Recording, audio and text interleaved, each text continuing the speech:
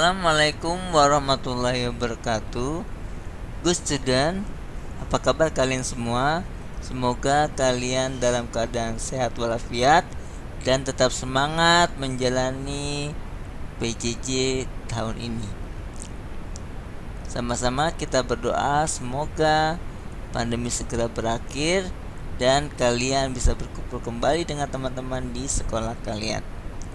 Good student, pada kesempatan kali ini kita kembali membahas soal-soal prediksi tryout UTBK TPA Sosum Ekonomi paket keempat. Jangan lupa ya, kalian subscribe, like, dan aktifkan tanda notifikasi loncengnya agar channel ini tetap bertahan dan bisa selalu membuat konten-konten tentang pembahasan soal-soal UTBK. Oke, langsung saja kita masuk ke soal nomor pertama.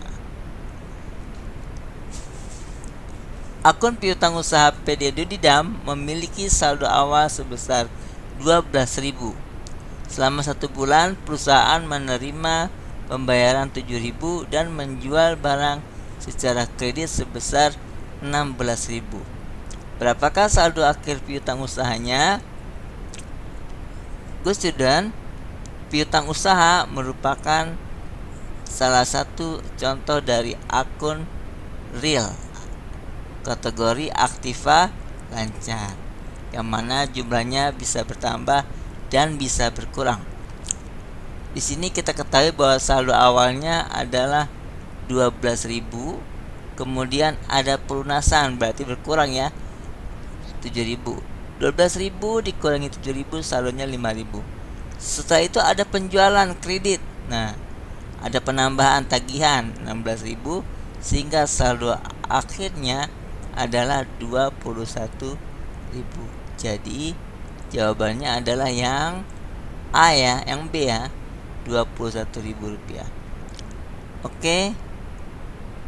Lanjut ke soal nomor 2. Suatu negara diketahui memiliki GNP sebesar 50 miliar, sedangkan faktor pendapatan neto luar negerinya diketahui sebesar 10 miliar. Berapakah GDP negara tersebut? Nah, di sini kita menggunakan rumus dari GNP. GNP itu adalah GDP dikurangi faktor neto luar negeri. Faktor neto luar negeri didapat dari selisih antara pendapatan warga negara domestik di luar negeri dikurangi dengan warga negara asing di dalam negeri. Nah, diketahui bahwa GNP-nya adalah 50 miliar, GDP-nya adalah X, FNLN-nya 10. Sehingga GDP sama dengan 50. Nah, yang 10 ini pindah ruas menjadi plus tambah 10. Sehingga GDP-nya adalah 60 miliar. Jadi jawabannya yang C. Soal nomor 3. Keuntungan padi menanam jagung sebesar 100.000. Jika menanam padi, keuntungannya adalah 200.000. Keuntungan jika menanam sawit 300.000. Akan tapi lahannya digunakan padi untuk peternak lele dengan keuntungan yang akan didapat sebesar 400.000. Berdasarkan data tersebut, biaya peluang dari peternak lele adalah good student, biaya peluang atau opportunity cost adalah biaya yang kita korbankan atas pemilihan atas berbagai macam alternatif pilihan yang tidak kita pilih. Nah, di sini ada 3 pilihan yang tidak dipilih, yaitu menanam jagung, kemudian menanam padi, dan menanam sawit. Dari ketiga alternatif yang tidak dipilih oleh padi, yang paling besar nilainya adalah menanam sawit, yaitu 300.000. Sehingga jawabannya yang benar adalah 300.000. Berarti biaya peluangnya atau opportunity cost-nya adalah Rp300.000. Lanjut ke soal nomor 4. Pak Bayu adalah pedagang sayuran. Harga sayur per kilogramnya di pasar adalah 50.000. Pada harga tersebut, jumlah sayur yang terjual adalah 100 kg. Karena merasa peluangnya masih cukup besar, esoknya Pak Bayu menyediakan sayuran lebih banyak. Untuk menarik pembelinya, Pak Bayu menjual sayuran dengan harga lebih rendah, yaitu 40.000 per kilonya. Dengan harga tersebut, Pak Bayu bisa mencapai penjualan sebesar 200 kg. Nah, di sini ada, dengan demikian, satu, pemilihan sayurannya bersedia dari pembeli elastis, penerimaan Pak Bayu meningkat, koefisien elastisitas permintaannya adalah 5, penawarannya bersifat elastis. Nah, sini kita simpulkan mana yang benar. Sekarang kita buktikan dulu ya. Yang pertama, kita hitung elastisitasnya. Tadi diketahui bahwa P1-nya ada 50.000, P2-nya 20.000, Q1-nya 100, Q2-nya adalah 200. Kita masukkan rumusnya ED atau elastisitas permintaan adalah delta Q dibagi delta P dikalikan P1 per Q1. Kemudian masukkan perubahan Q-nya dari 200 ke 100 adalah 100. Ya. Kemudian delta P-nya 50.000 ke 40.000, berarti ada penurunan sebesar 10.000, berarti ini min. Berhubung karena ini permintaan, maka tanda negatifnya kita abaikan, sehingga yang kita lihat adalah nilainya saja. Dikalikan P1 50.000, Q1-nya 100, sehingga didapat ED-nya atau elastisitas permintaannya adalah 5. Di mana 5 ini lebih besar daripada 1, maka koefisien elastisitas permintaannya adalah elastis. Betul ya? Itu yang nomor 1 benar. Kemudian apakah permintaan Pak Bayu meningkat? Kita lihat. Pendapat awalnya 50.000 dikalikan 100 adalah 5 juta. Kemudian setelah turun harga 40.000 dikalikan 200 sama dengan 8 juta. Sehingga peningkatannya adalah dari 5 juta ke 8 juta adalah 3 juta. Betul ya? Betul. Nah, sekarang yang nomor 3, 5. Benar gak tadi 5 koefisiennya? 5 betul. Itu jawabannya yang betul adalah 1, 2, dan 3. Jawabannya yang betul adalah yang A. 1, 2, dan 3.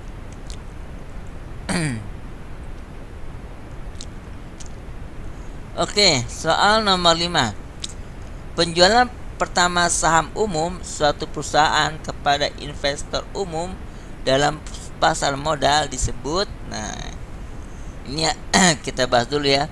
Apa sih growth stock? Growth stock adalah saham suatu perusahaan yang sudah memperlihatkan hasil yang lebih cepat dan diharapkan ketika pertumbuhan keuntungannya yang tinggi.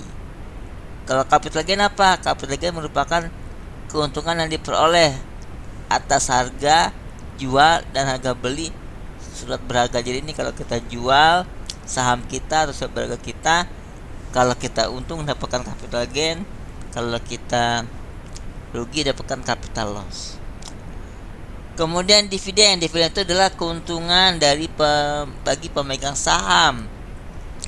Jadi kalau perusahaan yang mengalami keuntungan, pemegang saham mendapatkan dividen. Buyback, pembelian kembali saham yang sudah dijual di masyarakat oleh perusahaan penerbit saham, dibeli lagi. Buyback. Initial public offering, nah ini jawabannya adalah yang tepat ya. Penjualan pertama saham pada suatu perusahaan kepada investor umum. Jadi jawabannya yang B. Initial public offering. Soal nomor 6. Pak Anwar memproduksi 100 pasang kaos kaki dengan biaya produksi per pasangnya adalah 10.000. Untuk memperoleh keuntungan sebesar 10 juta, Pak Arman harus menetapkan harga jual per pasangnya berapa. Nah, ini kita ketahui ya. Q1-nya adalah 1.000, biayanya 10.000.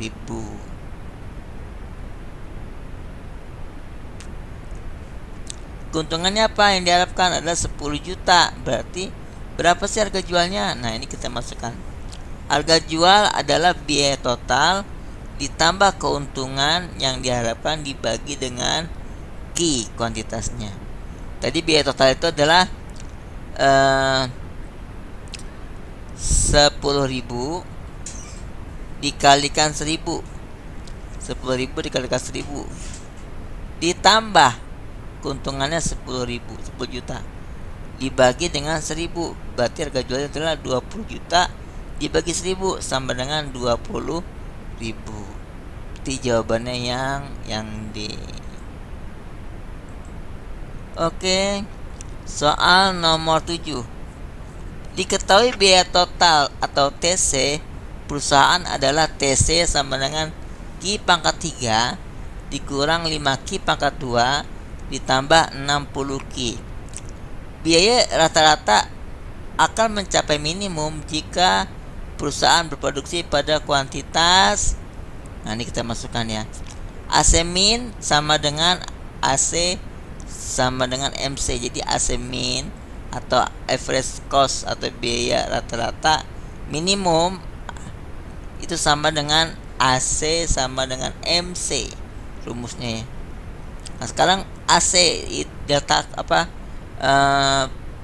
average cost itu rumusnya total cost dibagikan dengan Q. Nah, ini tadi nih Q pangkat 3 dikurang 5Q pangkat 2 tambah 60Q. Kemudian dibagi dengan Q. Berarti Q pangkat 2 dibagi Q sama dengan Q pangkat 3 dibagi Q. Q-nya berkurang 1. Pangkatnya berkurang 1. Jadi Q pangkat 2. 5Q pangkat 2 dibagi Q. Nah, 2-nya kurangi 1 karena ada Q-nya. Berarti 5Q. Sekarang 60Q dibagi Q. Berarti Q-nya hilang, tinggal 60. Kemudian MC sama dengan TC. Nah, TC tadi 3Q pangkat 2 ikan. Atau kita turunkan dengan rumusnya TC aksen. Nah, MC sama dengan TC aksen kan 3Q pangkat 2 kan, karena awalnya awalnya Q pangkat 3, kemudian kita diferensiasikan jadi 3-nya pindah ke depan, 3Q pangkat 2 dikurang ini pangkat 2-nya 2 dalam kurung 5Q pangkat 1 ditambah 60Q pangkat 1. Kemudian 3Q pangkat 2 dikurang 10Q tambah 60. Nah, sekarang AC sama dengan MC. AC tadi adalah Q pangkat 2 min 5Q tambah 60 sama dengan 3Q pangkat 2 min 10Q tambah 60. Nah, Q pangkat 2 dengan 3Q pangkat 2 berarti dikurang. Jadi jawabannya adalah min 2Q pangkat 2. 50 tambah 60 min 60 berarti kan ya habisnya 0 ya. Berarti sama dengan min 5Q. 2Q pangkat 2 min 5Q. Nah, ini biar menjadi Q dia apa yang kita bagi dengan min Q. 2Q pangkat 2 dibagi min Q sama dengan 2Q ya. Min 5Q dibagi Q sama dengan min 5 sama dengan plus 5, sorry, plus 5 kalau min ketemu min plus, sehingga jawabannya adalah Q sama dengan 5/2 sama dengan 2,5 jam. Oke, lanjut ke soal nomor 6. Good student. Nah, soal nomor 6 masih berkaitan dengan investasi, konsumsi, dan tabungan. Jika diketahui C sama dengan 80 tambah 0,6 Y, besarnya marginal propensity to saving adalah, berarti tanyakan adalah apa nih? Tanyakan adalah MPS-nya atau marginal propensity to saving-nya. Nah, kan kita masukin MPC. Nah, di mana MPC-nya adalah ini. C sama dengan A plus B kan rumusnya A plus B, sedangkan 0,6 itu merupakan dari MPC nya. Jadi MPC ditambah dengan MPS sama dengan 1. Nah sekarang kita lihat, MPS sama dengan 1 dikurangi MPC, MPS sama dengan 1 dikurangi 0,6, sehingga sehingga 1 dikurangi min 0,6 sama dengan 0,4, berarti MPS nya adalah 0,4. Nomor 9, bila diketahui persamaan konsumsi C sama dengan 20 tambah 0,90 Y, maka konsumsinya berapa? Nah ini biar kita mudah memahaminya, kita gunakan pembuktian ya. Oke, sekarang kita ambil yang mana dulu nih? Kita ambil yang D dulu deh. 100, I nya 100, maka pendapatan disposibelnya 90. Oh yang B dulu, dia 90, kita masukin 20 tambah 0,9 kali 100 sama dengan 290, berarti sama dengan 110 ya. Ini 110. Kemudian C nya 119. Betul nggak ya? C sama dengan 110 ditambah 0,9 ya. Berarti di sini kan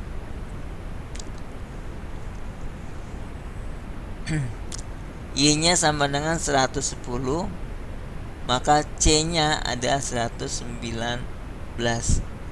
C sama dengan 20 tambah 0,9 kali 110 sama dengan C sama dengan 20 ditambah 99 sama dengan 119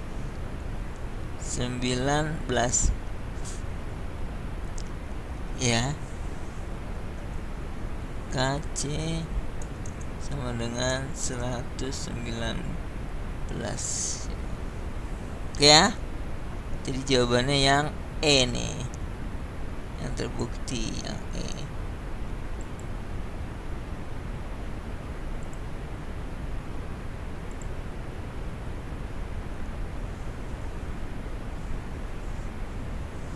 Ya, pembuktiannya itu jawabannya C nya 119, kemudian mustahilnya adalah 110. Nomor di jawabannya yang E ya. Nah ini bukan C sama dengan 20 min 90, bukan.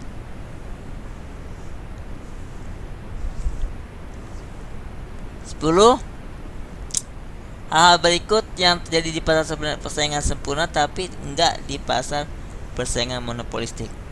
Oke good student, kita lihat dulu ya, kita cari dulu. Kalau di pasar persaingan sempurna itu pembeli dan penjual itu sebagai price taker, di mana mereka tidak bisa menetapkan harga sendiri, harus ada persetujuan ya. Berarti barangnya homogen, memang benar homogen. Tapi kalau di monopolistik itu diferensial, berarti bisa dibedakan. Jumlah pedagang dan pembeli banyak, betul, dua-duanya betul. Tidak ada hambatan, betul. Dalam jangka panjang hanya untuk memperoleh laba normal gitu. Ya. Sehingga jawabannya adalah yang A ya. Penjual dan pembeli sebagai price taker.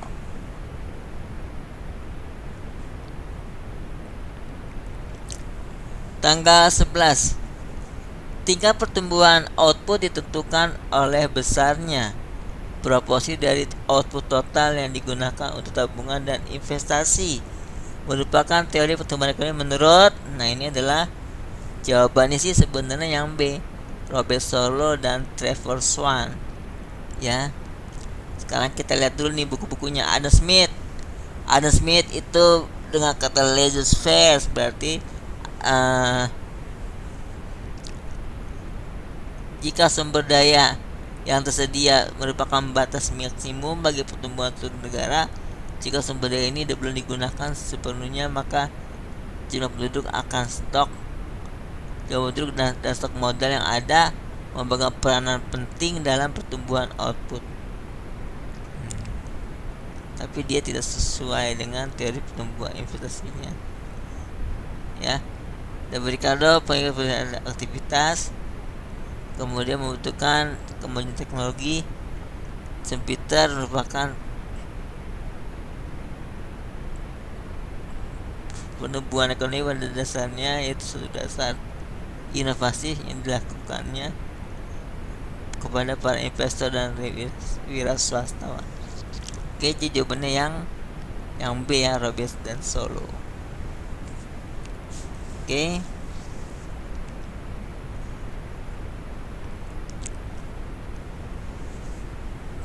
Jawabannya yang B ya. Nomor 12. Perhatikan data berikut. Nah, berdasarkan data di atas, the law of diminishing return berlaku jika pasar penggunaan sebesar.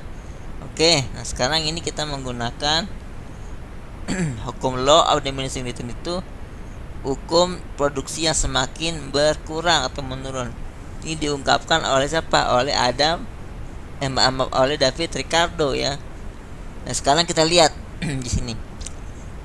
Di sini bahwa yang kita lihat itu bukan jumlahnya tapi kenaikannya berapa. Yang pertama 0 kan, kemudian ada 1 orang, 15 orang. Berarti yang pertama adalah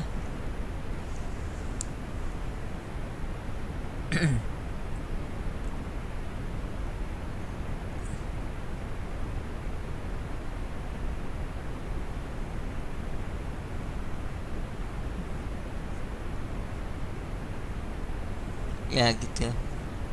Berarti kan sini yang pertama dari 0 ke 15 berarti 15 kan, 0. Kemudian 15 ke 19 berarti ketika pendapat kenaikannya 4. 19 ke 25 6. 25 ke 35. Nah, ini mulai berkurang. 30 dengan 33 3, 29 dengan 33 min 4. Berarti kalian perhatikan dulu.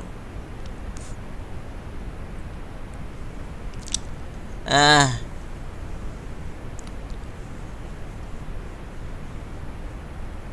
berdasarkan data di atas, the law of diminishing return berlaku sejak penggunaan tenaga kerja apa nih?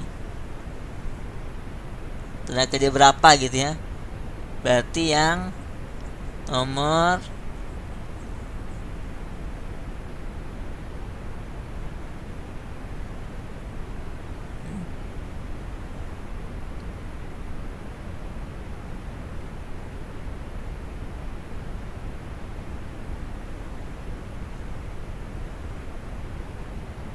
Oke. Sekarang kita lihat di sini 15 ke 19 kenaikannya adalah 4. 19 ke 25 6. Oke, masih bisa. 25 ke 30 5. Nah, berarti ini udah mulai berkurang nih, 6 ke 5. Harusnya 8 gitu ya. Nah, berarti di sini tingkat kepuasannya mulai turun nih. 4 ke 6 naik 2. 6 ke 5 turun 1, berarti ke 4. Berarti tapi harus kalian tahu juga nih, kalau hukum yang namanya hukum penawaran kah, hukum permintaan kah gitu ya. Berarti di sini yang berkaitan adalah jumlah barang, bukan permintaannya. Permintaan tetap, tapi jumlah permintaannya atau jumlah penawarannya. Ya. Jadi di sini yang mulai berkurang adalah di C.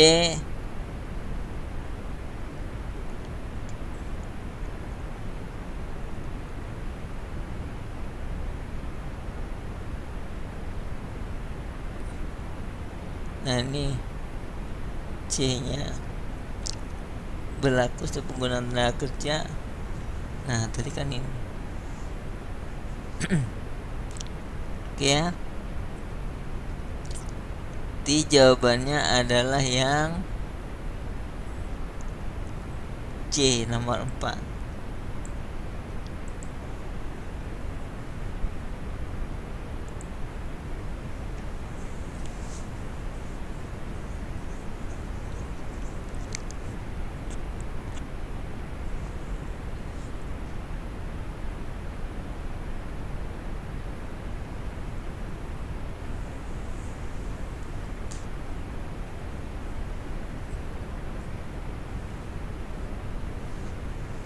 C-nya mulainya.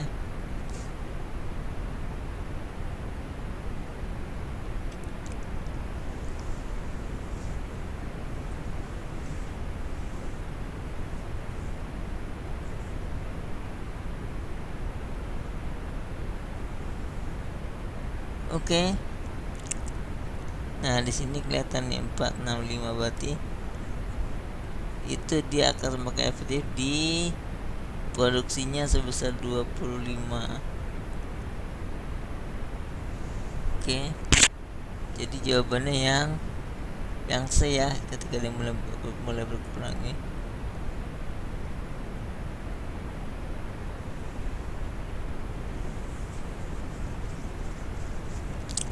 Oke, nomor 13. Suatu komoditi memiliki elastisitas permintaan min 0,3. Ingat, kalau permintaan itu pasti ada minusnya ya. Apabila terjadi peningkatan harga sebesar 20%, maka kuantitas permintaan akan menurun sebesar, nah ini tentang kaitannya dengan keseimbangan pasar, yaitu hukum permintaan dan penawaran. Kita lihat ya.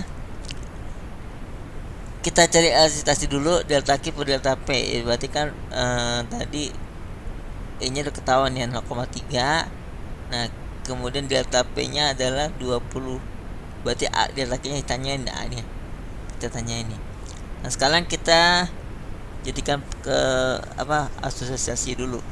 Min 0,3 berarti kan persentase AK di AK per 20 AK sama dengan 20 dikali 0,3 atau min 0,3 sama dengan min 6 Ki ya. Sorry, ini adalah jawabannya 6% ya, bukan 6 Ki sama dengan 6. Ki sama dengan 6. Oke. Ki sama dengan 6. Jawabannya adalah yang E.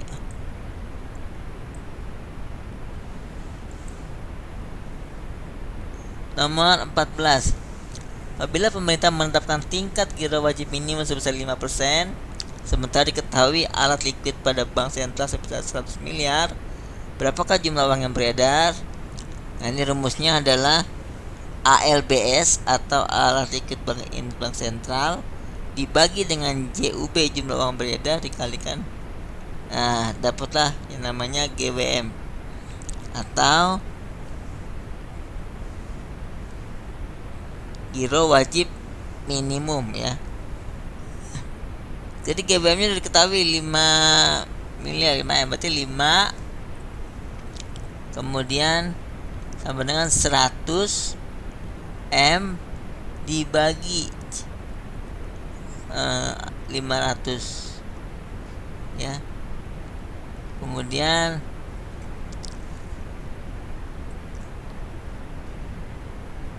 CUB kemarin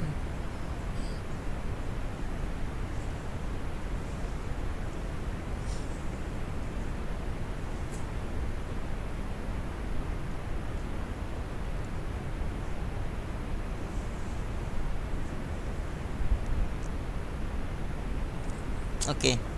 Berarti 100 M dibagi dengan 5 kita wajib minimum ya.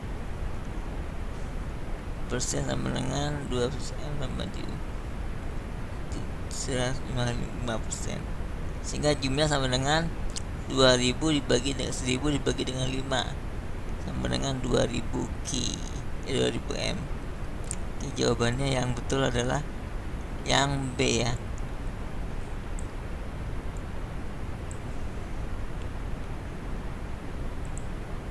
Oke.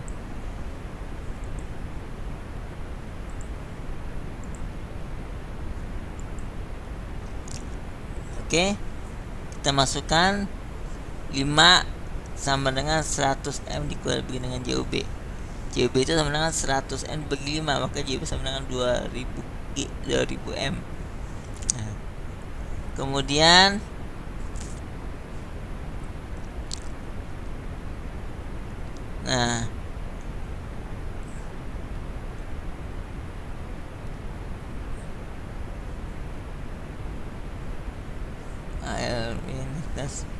tinggal 100 dibagi dengan 5 sama dengan 200M. Oke. Nomor 15. Beli kendaraan 10 juta, nilai sudah 5%, kemudian residunya 25 juta. Berarti caranya gimana? Kita gunakan hukum depresiasi, yaitu harga perolehan dikurangi dengan nilai sisa dibagi umur ekonomis. Jadi harga perolehannya 250 juta dikurang nilai sisanya adalah 25.000 dibagi dengan 5 sama dengan 225.000 dibagi dengan 5 sama dengan 45 juta. Oke. Jadi jawabannya yang betul adalah yang A ya.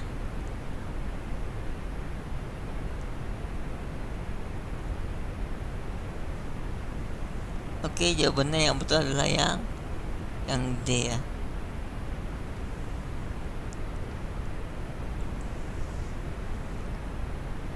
Oke. Terima kasih atas perhatiannya dan telah meluangkan waktunya untuk menonton channel YouTube saya. Tetap semangat, tetap berdoa, tetap belajar. Semoga kita bisa bertemu kembali. Dan tertutup dengan doa kepada majelis. Subhanakallahumma wa bihamdika asyhadu an la ilaha illa anta astaghfiruka wa atubu ilaik. Assalamualaikum warahmatullahi wabarakatuh.